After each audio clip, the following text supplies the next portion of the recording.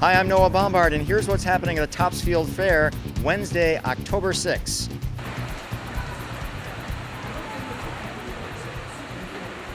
Well, I can't lie to you, it is actually pretty rainy today. We've been managed to have pretty decent weather most of the week without it raining too hard, although it's been a little drizzly. It is coming down today, but there's still lots to do down here at the fair. There's a lot of indoor activities, and I'm actually down here in this area where the sheep and alpacas are with Laura Buskey from Berlin, Mass. And she brought 2 of her 19 alpacas here. Laura, tell me a little bit about what question do you hear most often about alpacas? About alpacas, probably the biggest question I get is what's the difference between a llama and an alpaca? And what is the difference between a llama and an alpaca? An alpaca is a little bit smaller, about half the size of a llama, and they're cousins, though. They're all part of the South American camelid family.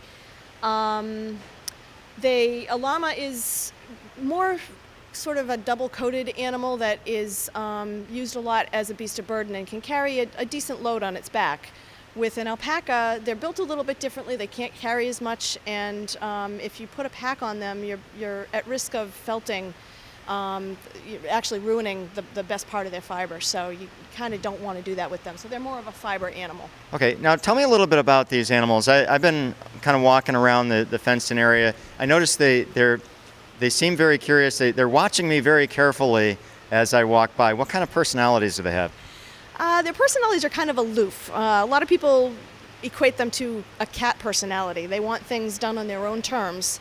They're very curious, so they will. The best way to actually get their attention is to ignore them, because they will just come up and want to see what you're doing. But as soon as you turn around unless you have food, as soon as you turn around to pay attention to them, they usually will go the other way. Once in a while, you get one that wants a good scratch on the neck.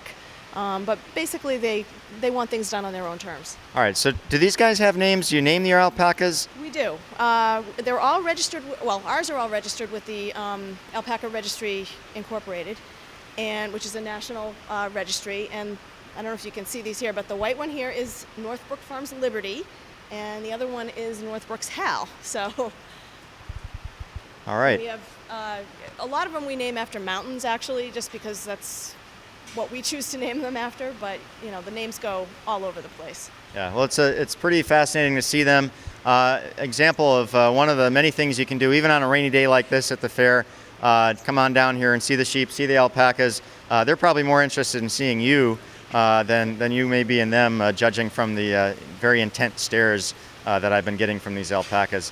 But we got a lot going on. Thanks for joining us, Laura, and invite people to come on down to the fair and enjoy it. Even on a rainy day, there's still stuff to do here, and the rest of the week is looking pretty good weather-wise.